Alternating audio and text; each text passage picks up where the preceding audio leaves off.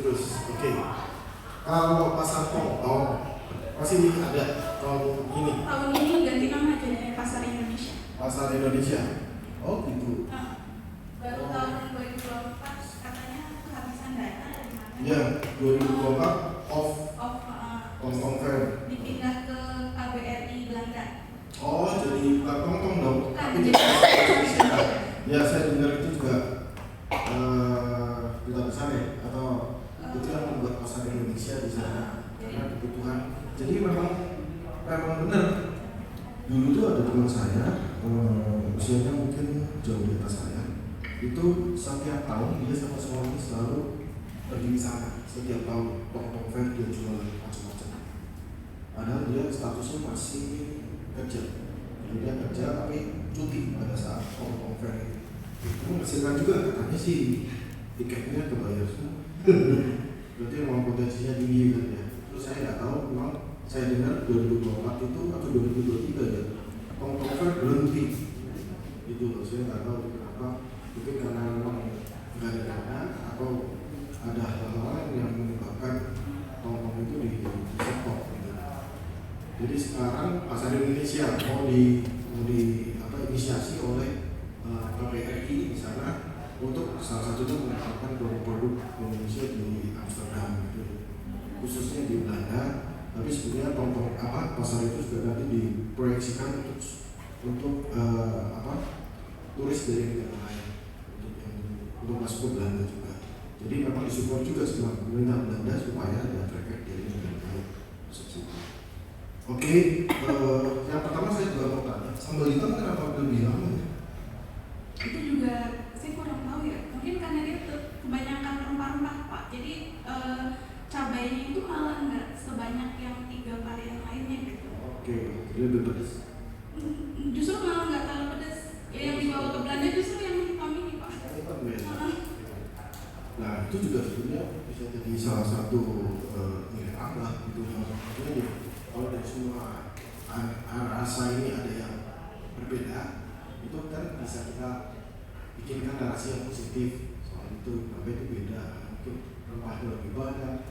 Dan itu kita udah nggak usah hitung HPP berapa. Berarti yang paling utama kita jadikan hero dan ini kita naikin 2 kali lipat. Itu bisa menjadi di marketing mungkin gitu, karena memang tujuannya kan kita tujuannya kan kita membranding sesuatu jadi kelihatan lebih hero daripada yang lain gitu. Itu bisa juga walaupun HPP-nya sama atau bahkan HPP-nya lebih murah dari yang lain, itu bisa terjadi. Tujuannya apa? Supaya kalau ini produknya kan jual lebih banyak, dia bisa mungkin cross selling, biaya dengan yang lain. Jadi strategi produksi, strategi harga itu juga bisa juga kutip menjadi nilai tambah kita saat kita terjun ke pasar gitu. Oke, tadi cepet banget jadi saya nanya nggak apa-apa ya kan kalau nanti flashback ke kalau kemitraan tadi udah Alfamidi dan Indomaret ya. Iya. Jadi ke modern market sudah diterima. Oke. Nah, bedanya adalah berarti kalau modern market itu mungkin buat teman-teman yang lain juga modern market berarti kita seperti ekspor sebetulnya. Karena di situ ada peraturan-peraturan, ada hal-hal yang mesti kita siapkan yang berbeda dengan kalau kita jual ke toko lokal. Ya kan, tapi ada beberapa toko lokal yang diinfokan. Nah itu beda, kalau mereka lebih banyak mungkin karena tokonya nggak modern, bukan tokonya modern, tapi tokonya bukan chain modern store gitu ya. Jadi mungkin itunya lebih fleksibel. Kalau kan di modern market berarti harus siap utangin si Jogja, ya kan? Itu kan berarti ada mengutangin perusahaan, mengutangin konglomerat. Malah dia yang utang sama kita gitu ya. Dan tapi itu berarti kan harga harus kita perhitungkan supaya jangan sampai kita boncos. Kan ada bunga di situ kan, ya kan? Tahunnya di 2 bulan itu jadi pro rata 2/12 kali bunga. Ya kan kalau kita pakai formula umum biasa untuk KUR itu kan 6% ya. Jadi aja 6% kan KUR itu kan. Ya anggap aja pakai itu hitung di situ. Gua berdoa sih pakai 6% itu tambahin di situ. Kalau enggak ya sayang. Yang lain gimana? Jadi cara menghitungnya kita berhak aja sih kalau udah masuk ke toko modern itu kita melakukan pricing secara perhitungan kita. Jadi jangan dulu dari HPP tambah 10%, bukan itu aja caranya, banyak cara. Ya. Sambal kalau sambal ya itu tadi ya makan orang Indonesia, Malaysia, Singapura, Hongkong, populasi Indonesia di negara-negara itu. Kalau mau diekspor selama tidak mengandung daging silakan bisa dibikin sertifikasinya. Kalau mengandung ikan harus ke Kementerian KKP. Nanti berhubungan juga dengan dengan BPOM untuk bisa mendapatkan sertifikasi terkait kelayakan pangan. Ya. Kalau mau ekspor, ya, tapi kan sebenarnya gini, ekspor itu harus didefinisikan dulu sebagai apa, gitu ya. Jangan semua pengennya ekspor padahal orang di luar negeri incar loh pasar Indonesia. Nah, kan lucu kan balik kan. Orang di luar negeri bangun pabrik di sini incar pasar kita. Kita mau incar pasar yang sama, kesana tuh. Sedangkan kalau kita untuk pasar Indonesia, lah kita kan sudah ada di sini gitu loh, sudah bisa gitu. Jadi itu juga yang kita selalu bilang para pelaku usaha, ingat tuh pasar Indonesia juga gede. Kalau nggak percaya, lihat aja PDB kita berapa. PDB itu adalah produk domestik bruto.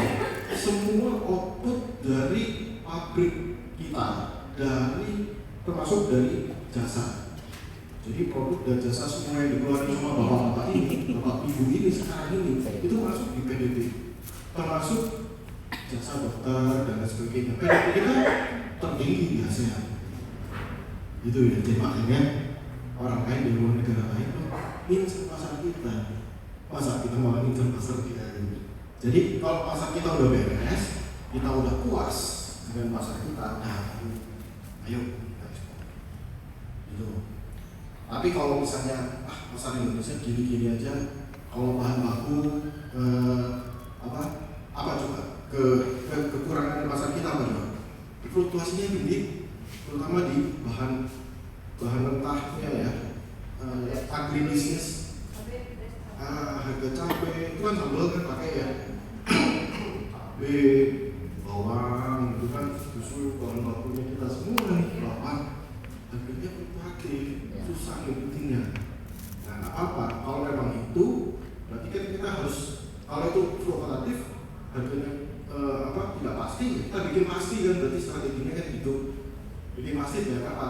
Bikin produk seperti ini kan pasti, HPP-nya jelas, ya. Harga jualnya jelas. Maksud saya gini, kalau harga HPP-nya dia naik turun, kita nggak bisa kontrol, kita nggak bisa kendalikan. Biarin aja nggak apa-apa. Tapi harga jualnya kita bisa kontrol kan? Misalnya dari HPP up 20%, terus gitu kan, bisa kita kontrol kan?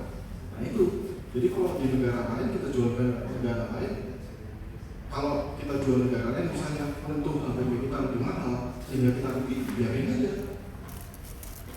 Tahu nggak? Pernah ada yang belajar strategi inventory kita ratain, terus kita bagi per piece-nya jadi berapa? Terus kalau kita produksi lagi satu batch lagi, ya kan?